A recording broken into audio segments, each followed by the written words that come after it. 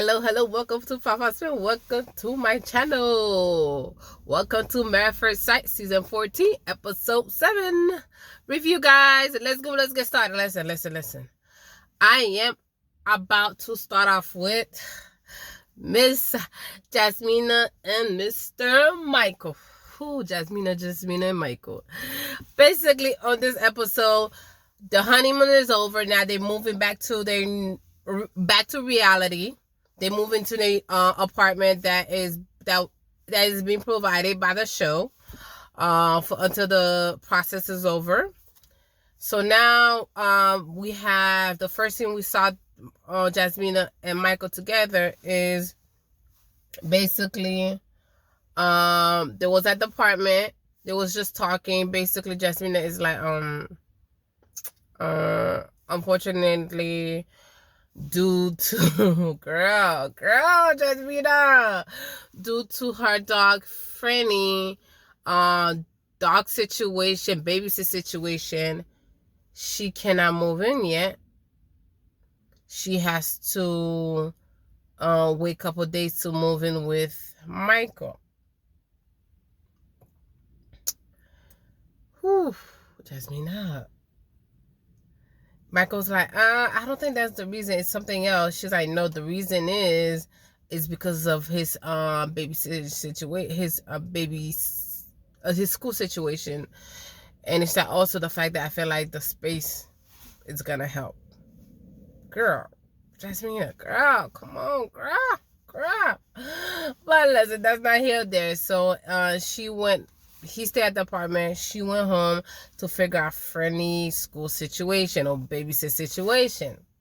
So the next thing we saw was Michael went to see each other's house. They mainly focused on, we literally only saw a glimpse of him entering Jasmine's apartment, and we didn't really see much. But they really focused on when they went to Michael's house, where she saw where he lives. He has two roommates.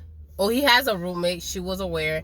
Come to find out that he has two girls roommate. And then that was the next scene. So while at the house, she found out one of the roommates walked out and said it was a girl. She's like, oh, you have a girl roommate? And she's like, well, why you didn't tell me? Because during the wedding, she told him, hey, I have my best friend. He's my best friend. He's also my roommate. Michael chose to admit that. So I don't know why, but he didn't tell right there, hey, oh yeah, I do have a female roommate. Which, Michael, you know you shouldn't have been wrong. You wrong for that. But as a Caribbean, as an islander, as West Indies men, I get it. I understand him. Because men like that, especially West Indies men, you have to be Pacific. Because I do recall she asked him, she was like, have you ever lived with a woman? He said no. What she should have done, because he's West Indies, was like, are your roommates men or women? Do not ask him, have you ever lived with a woman before? Because technically, he lived with his sisters, technically. So he did live with women before. But with West Indies men, you gotta be Pacific with these men. You literally gotta ask straight question, because they're like, he know he's wrong for that. But that's Michael. So that was the scene we saw. She was like, what? The next thing we saw, there was back in the apartment, and I guess Jasmine, the little vacation is over. So now they're fixing their clothes. She was like, oh, I found out that you got two girls roommates. She was like, why didn't you tell me you had two girls roommates? This girl already had a problem with one. Now it's two. Like she said in the confession, Jasmine was like, we already had some miscommunication. I already feel some type of way already. And the fact that he did not disclose that information to her, that really just pushed it right back for her. And listen, this girl was already waiting for anything. And the fact that Michael did not tell her that he had not one, but two women as roommates, they might be his cousins. You never know. That, or they might have been his one of them might be his sister. You never know. Obviously, one is not because the one he's out, but that's not here or there. Okay. So Michael actually, I understand where he's coming from. I get it why he didn't tell her, because I feel like with Michael, he already know. He said it because the next thing we saw, besides they was fixing the room, they dropped it. Pastor Cock came to visit. In this whole episode, Pastor Cock came to visit everyone. In this episode, Pastor Cock came to visit, and then Pastor Cock was like, "What's going on?" And then, "What's going on with you guys?" She's like, "Well, we have some miscommunication, mishaps," and then Jasmine was like, "Listen, I don't. He's aggressive. I don't like the way he talks to me.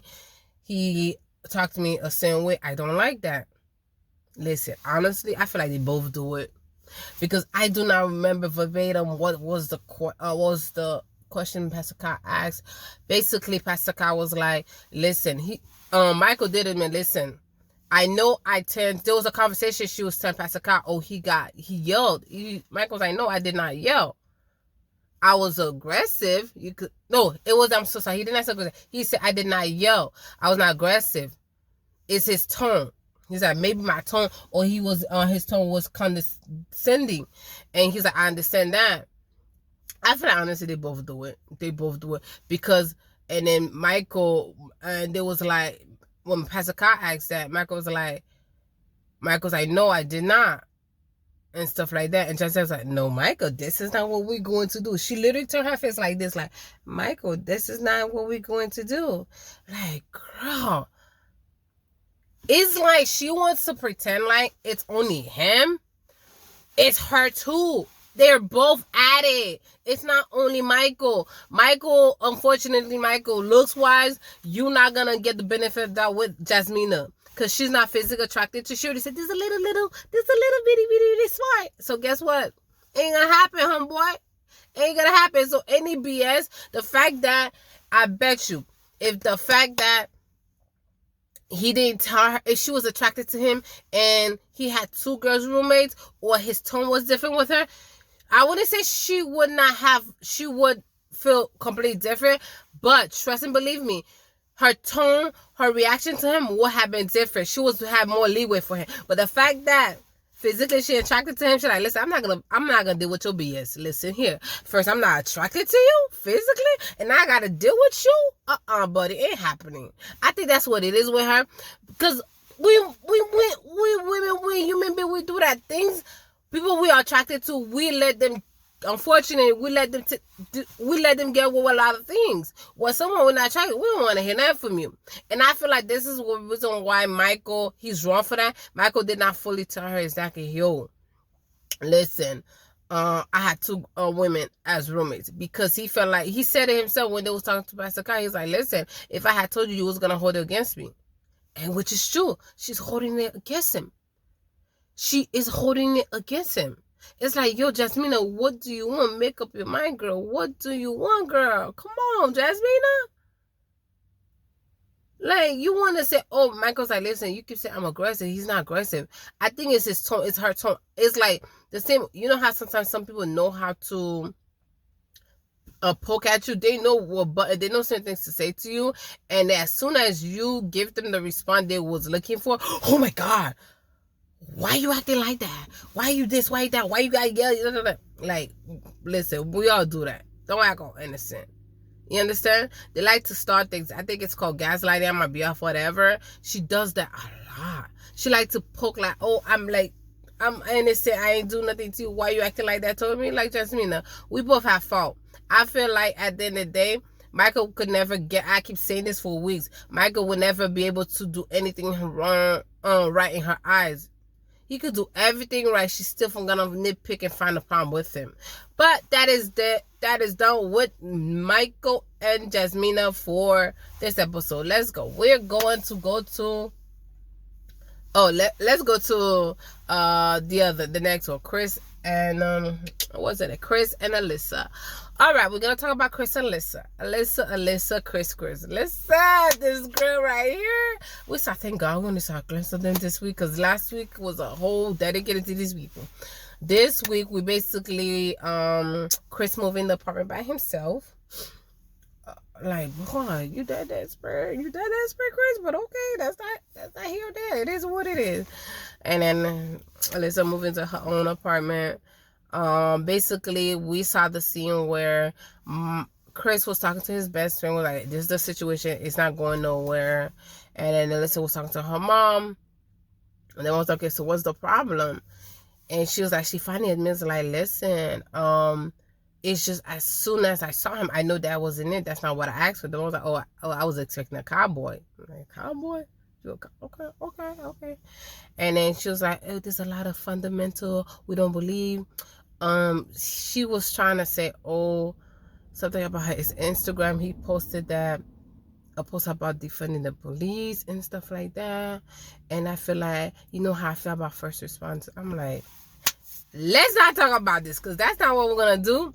That's that whole different girl. If you do your research, but hey, you're so stuck minded. I'm not surprised the way you think. So hey, you don't think outside. You're not willing to have different perspective, because guess what? You judge the man based on physically. Especially, listen, you were so strong about you and your little bestie, Jasmine. Y'all was so strong about physical. Y'all should just never come and marry a stranger, because guess what? Married a stranger is not going to give you physically exactly what you want. For should have gone to Too Hot to Handle, should have gone to Bachelor, or whatever all these hot tamale shows come from, because boo, ain't happening. Okay? And then we seen the scene where Chris was talking to his best friend, and then he was like, basically she was saying that, oh, something about the police. He's like, wait, you were my best friend. You're a police officer. How would she was nitpicking? He was saying like, how she's like, oh, the psychic was saying that, oh, her future husband has an ego tattoo. Remember a couple episodes ago where basically it was basically she said her psychic said her psychic said that her future husband has an ego tattoo and has some type of something. I forgot what was the other one. Come to find out, it was an ego tattoo, but she changed it because no one had a whole issue with that, because what's his name? Steve has an ego tattoo, so whatever. That's here, not here, there. So pretty much the next thing we saw was they came to the apartment. They met with Pastor Cow. Pastor Cow was like, okay, guys, what's going on? This girl started complaining. Oh, I feel like we have so many things we are so different of, and stuff like that. And yo, Chris, I give you kudos for stepping up and saying, like, Chris did say, hey, I want to do it first, I'm done. But yo, you should throw this girl under the bus, because listen, you was too nice to this girl. She was calling you names. This girl, she was like, oh, I want this to someone. This is not where I seen this coming. And then Pastor Kyle was like, okay, you have those so many. You had so many issues. You guys fundamental. Why didn't you give it a chance? Ever that first night, you said you did not want to be in the same room with him. She said, I know, but I cannot do it. But Pascal, you marry a stranger. Do you understand the premise of the show? You marry a stranger, meaning that you're not gonna know each other. It's like, girl, come on, girl, Alyssa, you're not making no sense. I feel like she got easy, because this girl was like, she was rambling about the same thing. Oh, I feel like this was different. It's here said, she said, and I stuck with this. Like, what? The same thing with Jasmina. Oh, his people says he's this. I'ma stick with it, and that's what I believe. That's what she wanna play with, because guess what? Two little minions, they both little busties, they think the same.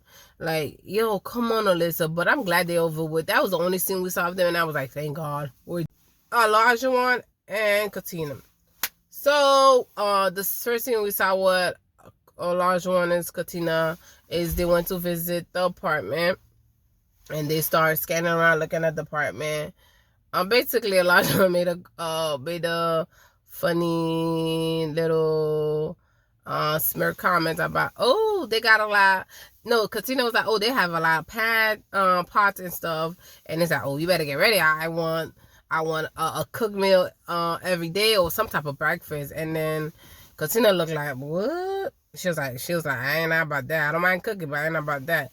So pretty much that was, it's like more a taffy turf with them. So the next thing we saw was she went to go. We didn't even see Katina house or apartment. Oh, I forgot she lived at home. She lived at home with her mom. I forgot, with her parents. So I forgot that.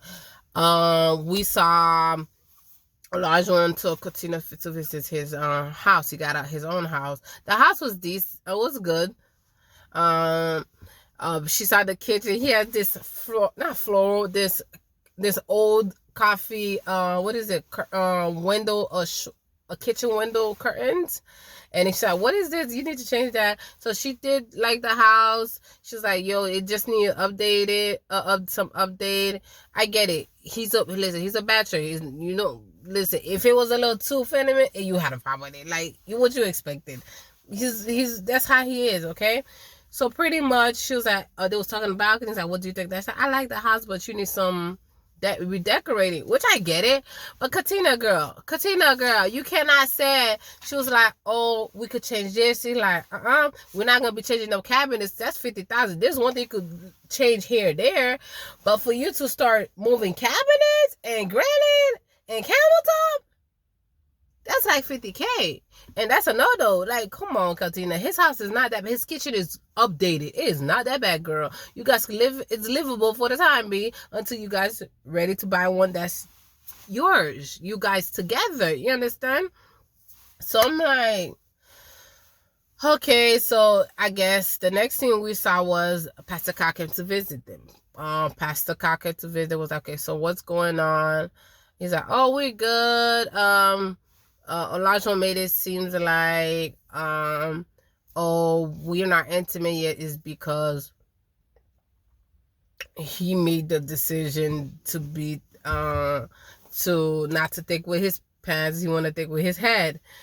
And then Pascal was like, okay, how does that make you feel, Katina? She's like, oh, sometimes I do feel like that means that he's not attracted to me. He's like, wait, I'm always the one that's very touchy with you. I'm always trying to. I never got the sense that she wasn't sure that he was attracted to her. So that really showed me that there's more in depth with this couple than we're not seeing. Besides, he's so like that. He's not just like, he's kind of, but like they make it seem like he's always going about something, which he does, but in a sense what I mean.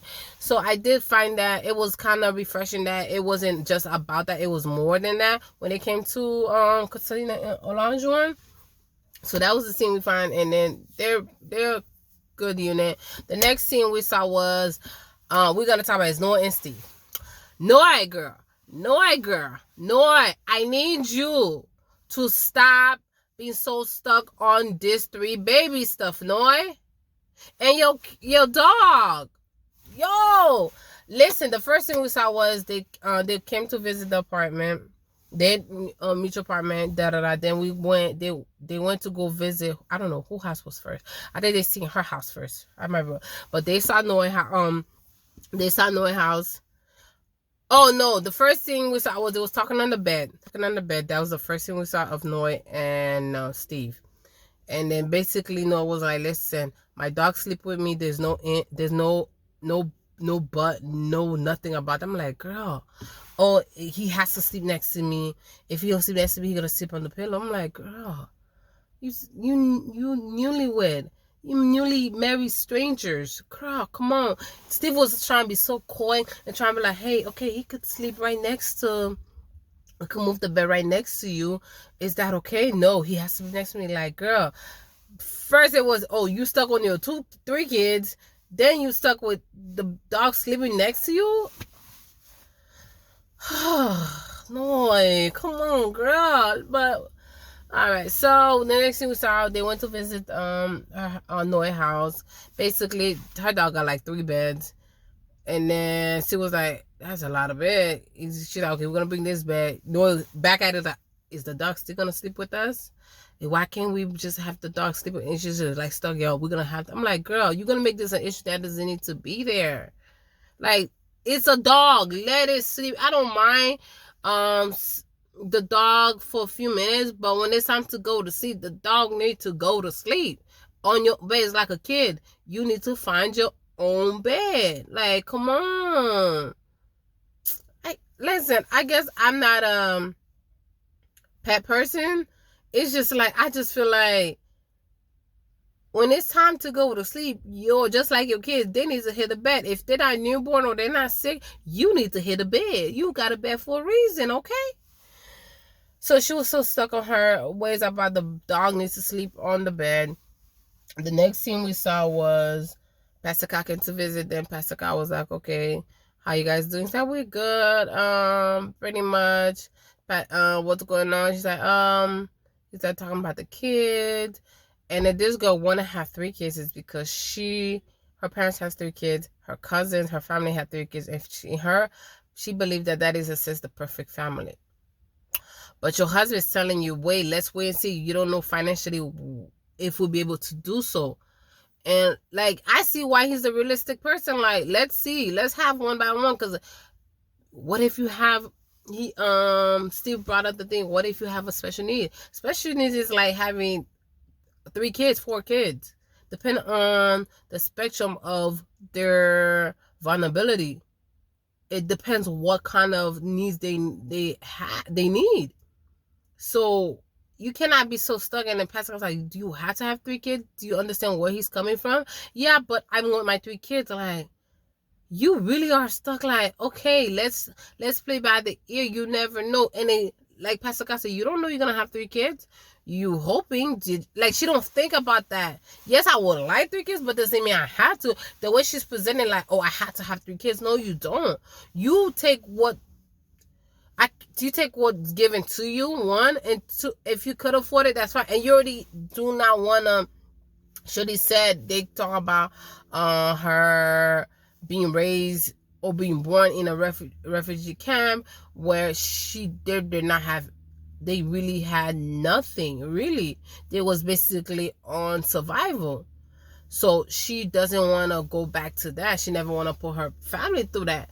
It's like you have that sense of vulnerability, but yet if your new husband, stranger husband, telling you, wait, let's wait and see, why you have to push, you need to have 3 kids. He's not saying he don't mind having 3 kids. It's the fact that you're stuck on the 3 kids.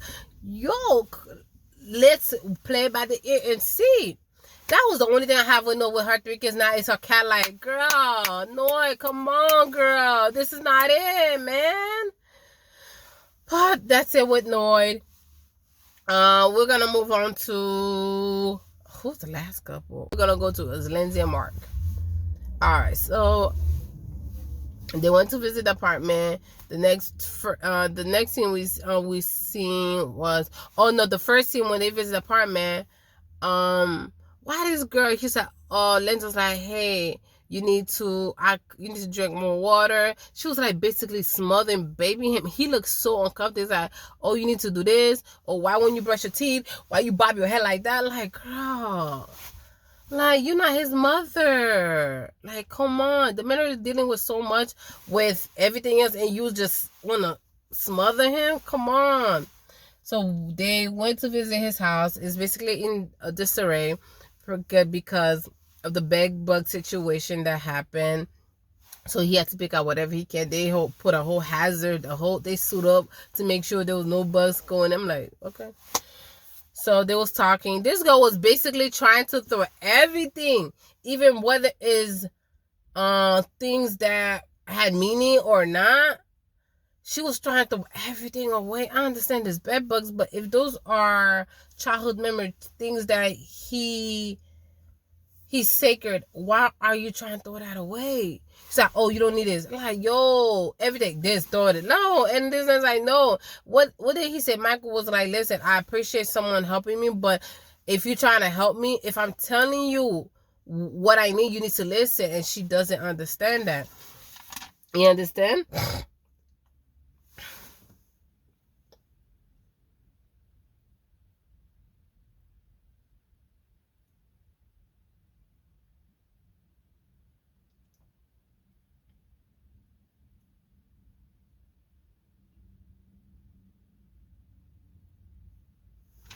So they went and got some items in their in Mark house. Then they went to visit her house. I thought when this girl said she had a house, she had like a good, decent house. Mark house seemed more bigger than hers. Hers is literally look like an efficiency. Like literally. Like it's just, you just walk in, you turn, behind you is a kitchen with a like, and you turn right, and she had a bunch of plants. She named them plants.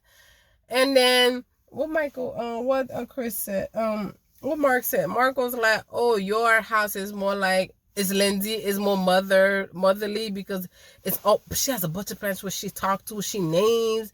And he's like, how my 3 cats, Mark was like, hold on, how my 3 cats, your 2 cats, gonna live in this small space? Because the way Lindsay talked, it's like she had a good size up house. And I'm like, girl, your house isn't, how is it gonna fit all that?